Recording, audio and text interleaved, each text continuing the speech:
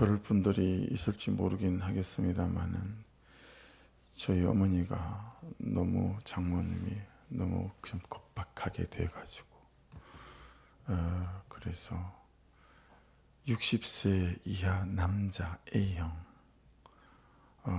이제 수혈을 통해서 어머니 몸의 백혈구를 보충시켜주는 방법 외에는 달리 방법이 좀 없는 상황까지 와서 제가 신학교 때 이걸 2번인가 3번인가 해본 경험이 있습니다.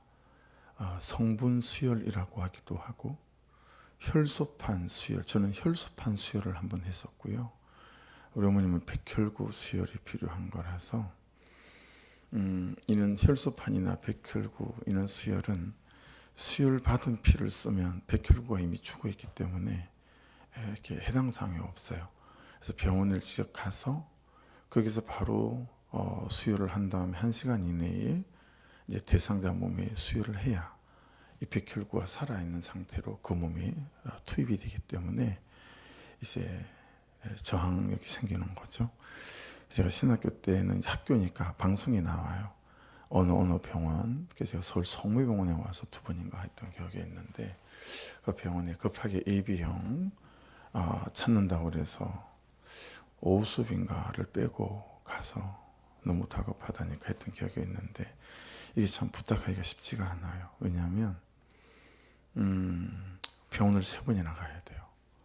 첫날 가서 검사 받고 오고 그 다음날 혈액원에서 문제없다, 몸에 맞다 그러면 가서 또 검사를 하고 마지막 날 가서 2시간 동안 이렇게 또 수혈을 하고 이게 만만치 않은 일이라 그래서 형님이죠. 집사람 오빠가 저한테 조매 그런 일로 전화를 잘 하지 않는데 어제 밤에 또 11시 넘어서 늦게 전화를 하게 해가지고 혹시라도 주변에 60세 이하 남자 A형 또 그럴 만한 분이 있으면 말씀해 주시면 우리 저기 형님은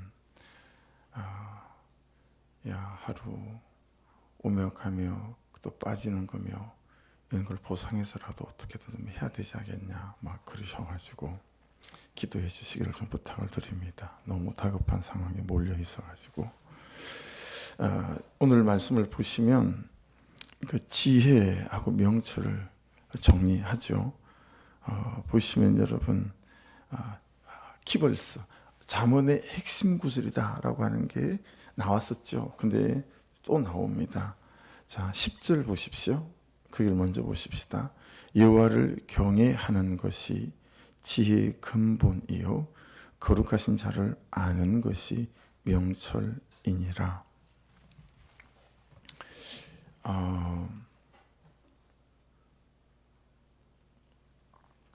제가 신학생 때일 때는 열린 예배가 대세였었습니다. 그래서 처음 예수 믿는 분들 이런 분들에 대해서 문턱을 낮춰야 된다라는 거예요. 문턱을 낮춰야 된다. 그래서 누구든지 편하게 들어올 수 있도록 해야 된다. 그런 거였죠. 근데 제가 개척을 했어도 그런 생각이 있었어요. 그래서 여러분 장로교회를 오래 다니시던 분들은 우리 교회를 오면 예배 포맷 때문에 조금 어려워하세요. 보세요. 사도신경 주일 예배 때 안 하죠. 새벽 예배 때는 하지만 그 다음에 우리 교회에서 처음 신앙생활 하는 분들이 우리 교회는 너무 많으니까 교동문도 안 해요. 저는 장로교회에서도 장로교라고 말하는 고신측에서 기억도 안 날 때부터 교회를 다녔기 때문에 예배할 때 신앙 사도신경을 안 하고 교동문을 안 하고 예배를 드리는 게 익숙하지 않죠. 저는 그게 훨씬 더 익숙해요. 이게 다 들어가거든요. 이걸 가지고 이단이다 이단이 아니다 막 이렇게까지 가늠할 정도로 예배 시작 전에 사도신경을 하는 것과 교동문을 읽고 하는 것들은 되게 중요했어요. 근데 개척을 하고 보니 또 믿는 사람들은 빼고 불신자 대상으로 전도해서 교회를 세우기 원했던 중심으로 우리 원칙 중에 하나가 믿는 자들한테는 단돈 100원도 단돈 단 5분도 쓰지 않는다. 이미 다른 교회를 다니는 사람들한테는 관심이 이제 끄기로 하고 안 믿는 분들 전도해서 교회를 세우고 싶은 마음이 너무 절박했기 때문에 그런 원칙이 있었어요. 그러다 보니 다 생짜배기잖아요. 그러니 그 포맷대로 가기가 참 그랬단 말이죠. 그래서 뺐어요. 왜냐하면 중심이 어디 있었냐면 어쨌든 이 예배 가운데 은혜를 받게 하고 가고 또 예수를 만나는 예배, 거기에 좀 부적절한 것들은 다 좀 걷어내고 정말 은혜 받게 하는데, 그래서 여러분 다른 교회는 없는 10분 전에 와서 양을 잡는 기도, 구약의 제사 드리는 방법에서 이제 나온 거죠. 그 양을 잡는 기도가 있는 교회가 없죠. 그걸 10분 동안 찬양하고 이제 묵상하고 기도하게끔 한 다음에 정시가 되면 예배를 시작하지 않습니까? 그리고 다른 교회들보다는 앞에 찬양이 한두 곡 더 많고 이제 크게 집중하기 때문에 그렇죠. 어쨌든 은혜 받게 해야 되겠다. 열린 예배가 그랬어요. 그래서 문턱을 낮춰야 된다. 그랬는데 여러분, 그렇게 문턱을 낮추기 시작했던 제 신학생 때 94년, 95년 이때 아주 붐이 일어났습니다. 그걸 주도했던 교회가 있습니다. 미국에. 윌로크릭 교회라든가 이런 교회들이 그걸 주도했었거든요. 그랬는데 오늘날에 와서 이제 이런 것들이 우리 한국이든 다른 교회든 선한 영향력들을 일으키지 못한다라고 하는 거죠. 그래서 제가 4일 전에 잠언을 묵상하면서 그냥 저는 제 핸드폰에다가 이렇게 적었어요.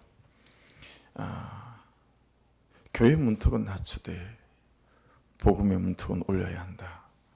이렇게 제가 그냥 기도하다 말고 깨달아지는 바가 있어서 그렇게 휴대폰에다가 이렇게 적어놨더라고요. 이게 무슨 얘기냐면 10절을 보십시오. 여호와를 경외하는 것이 지혜의 근본이요 거룩하신 자를 아는 것이 명철이니라. 여러분 어떤 경우가 되더라도요 결국은 예배 앞에 서야 해요. 예배 앞에 서야 해요. 그리고 말씀 앞에 서야 해요. 그러지 않으면 사람은 변할 길이 없어요. 우리 친해져야 합니다. 가까워져야 합니다. 그런 것들로 인해서 여러분 자꾸 본질적인 예배 그리고 말씀 이게 허물어지기 시작하면 아무것도 안 된다라고 하는 거죠. 그래서 그 열매를 지금 많이 먹고 있다 한국 교회가. 여러분 그렇게 열린 예배를 온 데서 다 도입했어요. 근데 여러분 지금 한국 교회는 우리가 제가 다닐 그때 1200만 이랬거든요 신학생 때. 근데 지금은 여러분 정확하게 600만으로 봅니다. 반토막 났어요. 지금은 대한민국에서 예수를 믿는 사람들이 600만인데 이건 교회를 다니는 사람들의 통계치예요.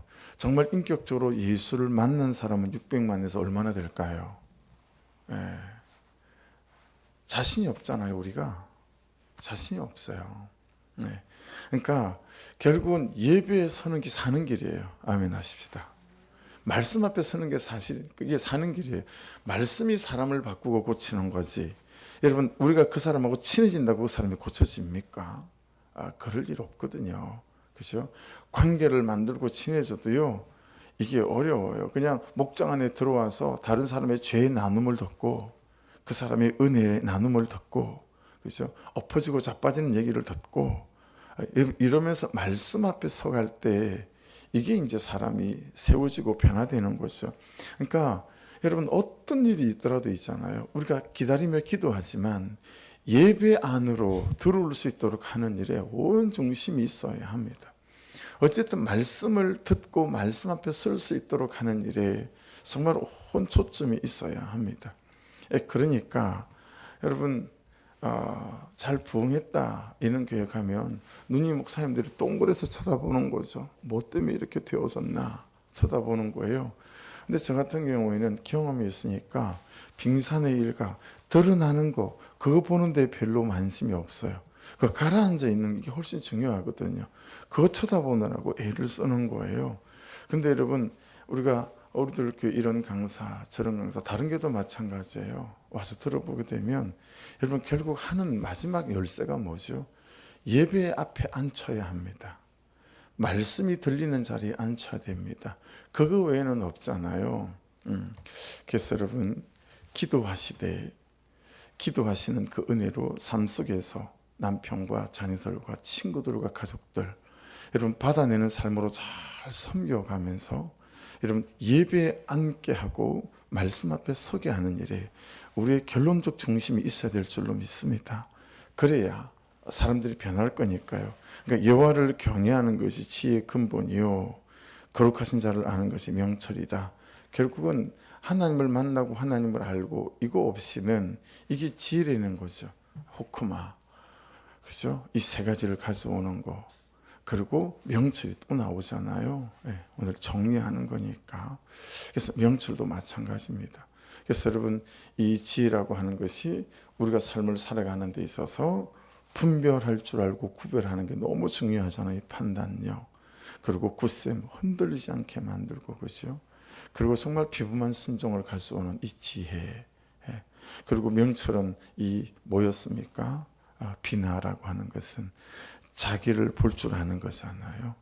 말씀을 통하지 않고는 자기를 볼 줄 모른다라고 하는 것이죠. 그래서 여러분 자기를 볼 줄 알고 말씀을 통해서 자기 죄를 볼 줄 아는 사람의 성장 속도하고 성숙해지는 것하고 여전히 자기를 보지 못하는 것하고는 너무 다른 거죠. 그러니 여러분 자꾸 곤고하고 외롭고 힘들수록 한 바퀴 휙 돌며 바람을 쐬고 사람을 만나는 것보다 우리가 사는 길은 여러분 혼자 아무도 없는 예배당에 그냥 몇 시가 되든 관계없이 그곳 예배당에 나와서 십자가 앞에 앉아서 그냥 하나님과 단독자로 독대하는 거. 이럴 때 진짜 우리 심령 안에 회복들이 일어나고 하나님께서 내게 말씀하시는 역사들이 나타나게 될 줄로 믿습니다. 그때 우리가 이제 살아나고 일어난다라고 하는 거죠. 그래서 1절을 보십시오. 그렇게 호크마와 지혜를 다시 한번 정리해 놓고 지혜가 그의 집을 짓고 7 기둥을 다듬고 뭐 너무 뻔한 얘기잖아요. 그는 솔로몬에게 있어서는 르호보암이 될 수도 있고 자기 아들, 그렇죠? 그리고 지금 우리처럼 모든 사람일 수 있죠. 여러분 우리 인생의 집, 삶의 집, 그게 뭐가 짓냐면 지혜가 짓는다. 결국 말씀이 짓는다는 것 아니겠어요? 7 기둥을 따든 7은 잠언, 요한계시록 이런 데서 3, 7, 12, 10, 24 완전 수거든요. 그래서 성경에서 숫자를 묻는 퀴즈를 내면 이것 중에 하나 고르면 거의 맞아요. 12 그러면 제일 많이 맞고요. 7도 마찬가지예요. 완전 수라서 여러분 내 인생에 이런 온전한 삶의 기둥, 기초 위에다 기둥을 놓는 거니까요. 그렇죠? 주춧돌 위에다 기둥을 세우잖아요. 그런 모든 기초와 기반이 지혜에 있다, 말씀에 있다라고 말씀하시는 거죠. 어제 지혜가 무엇인지 잘 봤지 않습니까? 창조전에서부터 지혜가 있었는데 그 지혜가 뭘로 발전하죠? 말씀으로 발전하지 않습니까? 예술도 보십시오. 짐승을 잡으며, 짐승은 여러분 안에 있는 정욕, 그리고 나의 거룩함을 반대하는 여러 가지들 많잖아요. 음란함. 그래서 남자들은 정욕적인 것, 성적인 음란함, 이런 것들이 자신하면 안 돼요. 자신하면 여러분 자신하는 이 교만이 넘어집의 앞잡이요 패망의 선봉이라고 말씀하시잖아요. 그러니까 자신하면 안 돼요. 내 남편은 그런데 관심이 없겠거니 그렇지 않습니다. 성경에서 말씀하신 대로 기도할 특별한 감동과 목적이 있어서 그렇게 따로 아내에게 허락받고 남편에게 허락받아 그렇게 기도하는 것들 외에는 같은 침대를 써야 한다. 각방 쓰지 못하게 하잖아요. 성경이. 그냥 성경대로 살면 그것보다 좋은 건 없다. 이게 지금까지 4년간 큐티한 결론이에요. 말씀대로 시키면 말씀이 시키는 대로 해야 되겠구나. 그런 부분 안에서 또 깨닫게 되어지는 부분이 되죠. 모든 짐승을 잡으며 포도주를 혼합하여 상을 갖추고, 그러니까 여러분 내 삶의 가장 좋은 잔치상은 이 지혜로부터 온다라고 하는 것들을 깨닫게 되었습니다. 여러분 요즘 어떤 것과 다투고 있는지 모르겠습니다만은 자꾸 고집 부리지 마시고요. 또 자기 생각과 자기 판단과 자기 명철을 의지하지 마시고 말씀이 말씀하시는 대로 여러분 순종하는 삶이 비범한 순종이 있어야 가장 좋은 인생의 상이 차려지게 되어지는 은혜가 있게 될 줄로 믿습니다. 3절도 자기 여종을 보내어 성중 높은 곳에서 부르기를 4절 어리석은 자는 이리로 돌이키라. 말씀으로 그죠? 또 지혜 없는 자에게 이르기를 너는 와서 내 식물을 먹으며 내 혼합한 포도주를 마시고 어리석음을 버리고 생명을 얻어라. 명철의 길을 행하라 하느니라. 그래서 생명을 얻는 길이 이 말씀에 있고 지혜에 있다라고 하는 것을 이제 깨닫게 되었습니다. 그래서 여러분 항상 말씀을 전하고 나면 기도할 때 저는 이 말씀이 저에게 말씀하시는 말씀들이 이렇게 또 잘 오는 것 같아요. 그래서 저 같은 경우에 이제 어제 말씀을 전하고 기도하다가 그렇게 저는 적었어요. 어제 제목이 너는 지금 내가 필요하니 라는 거잖아요. 너는 지금 내가 필요하니. 아멘입니다 주님. 그렇다면 말씀에게 물어라. 그리고 들어라. 그리고 삶으로 대답해라. 그렇게 제가 어제 제 카톡에다 저한테 보내는 그렇게 적었거든요. 그러니까 여러분 이 1분 탈락도 제가 읽어보면서 묵상하면서 그냥 어제 제가 제게 깨닫게 하신 것과 똑같구나라고 생각했어요. 그냥 말씀에게 묻는 거죠. 사람에게 묻지 않고 그리고 사람에게 찾아가지 않고 하나님에게 찾아오는 거죠. 그래서 사실은 여러분 이전의 문제도 벌써 한 2달 정도부터 전에 진행되어졌던 부분이 있어요. 이제 그런데 그 첫날부터 하나님께서 제게 딱 말씀하신 것은 이거 내 거다라고 하는 거였어요. 이건 내 일이다, 네 일이 아니고 그러니 단 반의 반걸음도 내가 하는 거다, 네 일이니까 내 좋은 대로 할 수 있는 게 아니다라고 하는 거죠. 그래서 다시 정확하게 말씀 앞에 서서 말씀으로 대답받기 원해서 또 하나님 앞에 금식으로 머무는 거고요. 그래서 여러분 모든 여러분의 길과 어제 길 데레크 기억하시죠? 모든 방향과 방식과 방법이 말씀에 있는 줄로 믿습니다. 그리 말씀 앞에 묻고 들으십시오. 그리고 삶으로 대답하십시오. 근데 이게 안 돼요. 듣긴 들어요. 근데 삶으로 대답하지를 않아요. 이게 이제 우리의 가장 큰 아킬레스건이거든요. 그래서 여러분 말씀에게 묻고 잘 들으시고 반드시 삶으로 잘 대답해가는 은혜가 있기를 주의 이름으로 축복합니다. 7절 보십시오. 거만한 자를 징계하는 자는 도리어 능력을 받고 악인을 책망하는 자는 도리어 흠이 잡히느니라. 무슨 뜻인지 아시겠죠? 돼지에게 진주를 던지지 않는다. 그는 말씀과 일맥상통하는 말이고 예수께서 자주 하신 말씀으로 친다면 귀 있는 자는 들을지어다. 이런 뜻이 또 될 수 있겠죠. 도무지 여러분 말씀을 듣지 않고 들리지 않으니까 들으려고 하지 않으니까 그런 분들에게 참 이렇게 말씀을 말씀하다 보면 그렇죠. 오히려 됐고 제 할 일 제가 잘 알아서 하겠습니다. 왜냐하면 저도 여러분 사람이 무섭고 성도가 무섭고 눈치가 보이니까 여러분 이렇게 말씀대로 잘 말하지 못할 때가 있지만 여러분 안 그럴 때가 있거든요. 기도하는데 은혜가 밀려오고 이 부분을 말하지 않고는 안 되겠다고 하는 강력한 감동이 있으면 대놓고 말하잖아요. 제가 대놓고 집사님 그 삶에서 지금 돌이키지 않으시면 하나님의 저주가 임할 겁니다. 저 그렇게 말해본 적도 있어요. 대놓고 말하거든요. 근데 그렇게 대놓고 말하면 원수지간이 되든가 교회를 떠나든가 아니면 정말 말씀 안으로 순복해 들어오는 사람이 되든가 항상 극단이 있더라고요. 그러니까 여러분 7절 같은 경우 그 얘기죠. 8절도 보십시오. 거만한 자를 책망하지 말래요. 여러분 이렇게 생각하시면 돼요. 나는 그렇게 거만한 자를 책망하지 말아야 되겠다. 그렇게 묵상하시면 안 되고 나 또한 거만한 자가 아닌가. 나를 생각해야 되는 거예요. 여러분 목사인 제가 여러분의 목자가 목원인 여러분에게 가감없이 말할 수 있는 사람 될 수 있기를 주의 이름으로 축복합니다. 이런다고 삐지고 저런다고 삐지고 이런다고 시험 들고 저런다고 시험 들고 그럼 목자가 목원을 도대체 어떻게 여러분 양육하고 말씀으로 처방하겠습니까? 이건 공식적으로다가 내걸어야 돼요.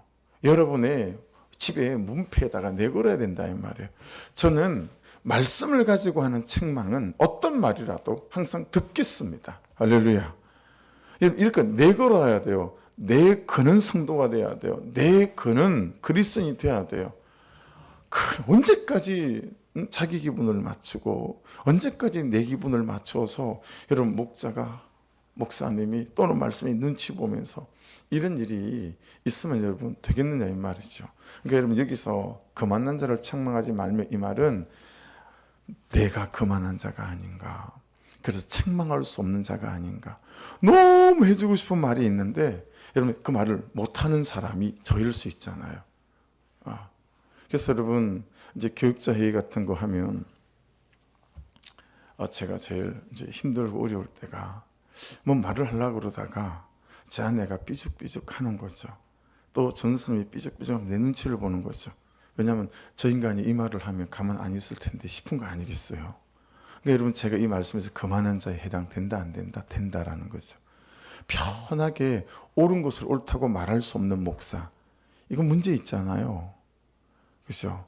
맞는 것을 맞는다고 얘기하지 못하는 목사, 이거 아닌 거지 않겠어요?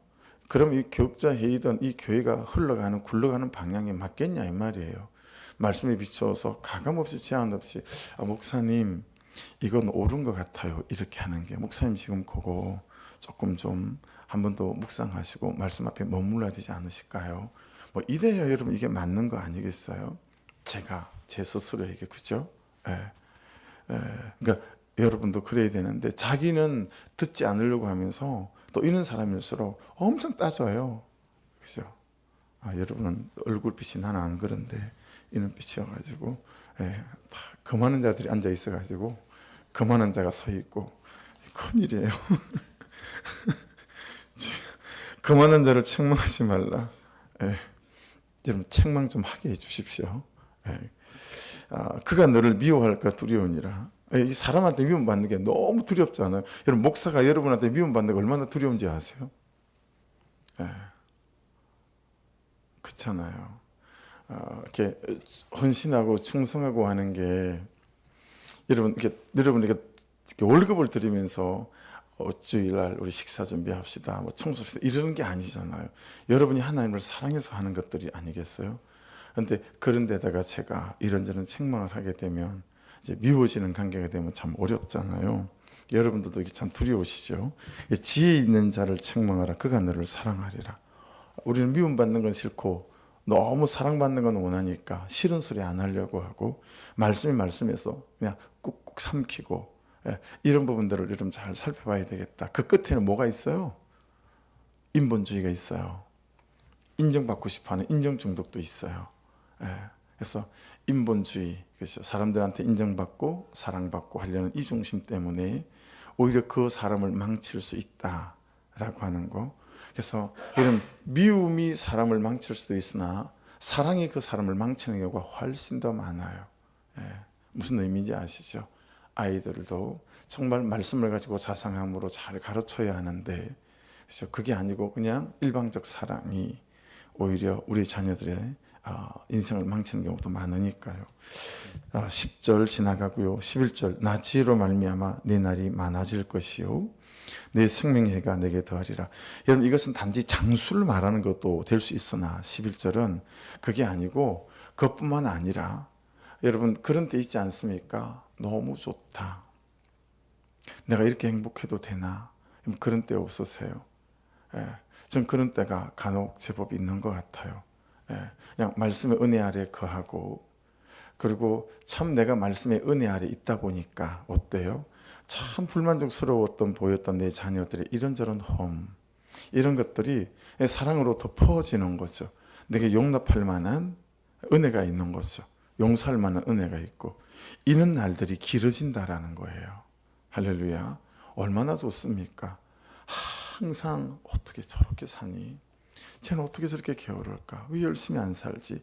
막 이런 마음으로 부글부글 끓는 날이 많은 것하고, 여전히 그 아들은 그 아들이고 그 딸은 그 딸이고 그 사람은 그 사람인데, 내 마음 안에 이 사람을 잘 받아낼 수 있고 그냥 이해함이 되고 용납함이 되고 그를 위해서 울 수 있는 날이 여러분 내게 더 많아진다면 이거야말로 복된 인생이고 복된 날 아니겠어요? 근데 우리는 항상 부글부글 끓는 날만 많이 있는 거예요. 그래서 여러분, 지혜가 명철이 항상 저와 여러분의 곁에 있고 안에 있어서 이런 날들이 많은 삶이 될 수 있기를 주의 이름으로 축복합니다. 지혜로 말미암아 내 날이 많아질 것이요 내 생명의 해가 내게 더하리라. 이렇게 육체적인 장수뿐만이 아니라 이런 날에 긴 날이고 긴 호흡이다라는 의미가 있다라고 하는 거예요. 조건문이 나옵니다. 12절. 내가 만일 지혜로우면 그 지혜가 내게 유익할 것이나 내가 만일 거만하면 너 홀로 해를 당하리라. 11절까지의 말씀이 결론적인 말씀인 거죠. 그래서 정말 지혜가 우리를 이제 살린다라고 하는 거죠. 옛날에 이런저런 소문이 들렸어요. 저기 서울 어디 저쪽 동구 쪽에 있는 어떤 그냥 교회가 이렇게 잘 부흥한다. 그런 얘기가 들려서 이제 그런 얘기 들리면 저는 찾아다니니까요. 그 교회는 왜 부흥하는지, 목사님이 이렇게 목회를 잘 하시는지. 그래서 제가 그 목사님을 찾아갔어요. 도강록이라는 목사님을 찾아갔었는데 그때 했던 말이 항상 남아있던 게 있어요. 이제 그런 거죠. 목사님, 만일 목사님이 아이를 학원을 보내는데 저 밑에 동네 학원이 2개가 있는데 하나는 새로 지은 거예요. 너무 깨끗하고 시설도 너무 좋고, 가르치는 교사들도 보니까 막 명문대 출신들이고, 근데 그 옆에 한 100m 떨어진 학원은 허름해요. 허름하고 막 부대 시설도 엉망이고 막. 그런데 시험만 딱 치면 이 깨끗한 새로 짓고 좋은 선생이 있는 그 학원보다 그 흐름한 그 학원의 아이들이 성적이 부쩍 올라간다는 거죠. 그런 목사님은 목사님의 자녀를 어느 학원에 보내겠습니까? 두말하면 잔소리고, 그렇죠? 아이고 흐름하고 어떻든 관계없이 아이들 성적이 오르는 거기에다가 보내지 않겠냐라는 거예요. 그래서 목사님, 우리 교회는 물론 제가 갔을 때는 이미 땅을 사놨긴 했었습니다만은 이렇게 산비탈에 있었어요. 산비탈에 유모차 이런 게 하나도 못 올라가요. 산비탈을 한 50m나 정말 산비탈이에요. 골목길 이렇게 표현하기가 어려운 산비탈 같은 그런 교회랑, 그리고 교회가 막 쓰러져 갈 듯한 재개발 지역이어서 그런 지붕을 가진 그런 집 3개를 이렇게 어떻게 해서 교회가 됐더라고요. 그래서 목사님, 그런 것보다는 그냥 복음이 정말 살아있고 성령의 역사가 있고 말씀이 있는 교회면 하나님께서 함께 하시는 것 같아요. 그 말이 항상 제 기억에 남아있거든요. 여러분, 사람도 똑같지 않을까요? 사람의 인생도 똑같지 않을까요? 내가 만일 지혜로우면 그 지혜가 내게 유혹할 것이나. 무슨 얘기예요? 여러분, 내 안에 정말 말씀이 살아있고 성령 역사가 있고 말씀 앞에 서고 말씀을 듣고 그리고 삶으로 대답하는, 여러분 이 삶이 되어지게 되면 여러분 그 삶 속에 하나님께서 함께 하셔서 그분의 뜻 가운데로 써가시는 여러분의 인생이 되어져 갈 줄로 믿습니다. 그렇죠? 딴 게 없어요. 별 게 없더라라고 하는 거예요. 별 게 없더라. 우리가 잘 몰라서 이런저런 방법을 모르는 것도 있지만 결국 그 중심에 들어가 보면 야, 참 이 목사님이 하나님을 사랑하시는구나. 그게 결론이고, 참 이 교회가 어쨌든 말씀대로 살기 위해서 몸부림치는구나. 그게 결론이 되는 거예요. 다른 게 없더라는 거죠. 여러분의 결론이 이 결론이 되어지셔서 그게 중심이 되셔서 여러분 삶에 그 하나님의 도우시는 선한 은혜가 날마다 넘치기를 주의 이름으로 축복합니다. 기도하겠습니다. 내일부터 로마서니까요. 오늘 좀 기회가 되신다면 그래도 로마서를 한번 읽고 로마서를 내일부터 묵상을 좀 해가는 은혜가 있으면 좋겠다 싶습니다. 어쨌든 자문이 끝난 건 아니지만 31장까지니까요. 9장까지 우리가 말씀을 봤는데 하나님 은혜를 부어주셔서 이 지혜가 내 것이 되게 도와주시고 이 명철이 내 것 되게 도와주시고 정말 하나님 앞에 서서 듣고 묻고 그리고 삶으로 말씀하신 대로 대답해내는 인생 되게 해주셔서 오늘 말씀에 말씀하신 이 은혜들이 내 삶 속에 나의 열매로 아버지 대답되어지는 인생 되게 하여 주옵소서 기도하시고 그리고 이렇게 저렇게 좀 몸이 아픈 분들이 있는 것 같아요. 해숙자매를 위해서도 좀 기도해 주시고 아이 키우고 막 일하고 하는 게 쉽지 않은 것 같아요. 또 복중의 생명이 있는 또 은행자매를 위해서 또 가난애 키우느라고 병원에 들어가고 나가고 하는 우리 은수 형제 보빈자매 가정을 위해서도 기도해 주시고 우리 어머님들 가운데도 몸이 좋지 못한 분들 많이 있습니다. 또 영적으로 공황장애나 우울증이나 심리적으로 또 이런 분들도 기도해 주시고 주말부터 있는 아동부 여러분 수련회 가운데 은혜를 부어 주옵소서 또 기도해 주시고 이 하루 릴레이로 금식하는 분들 위에도 은혜를 부어 주옵소서 우리 주여 한번 부르고 기도하십시다.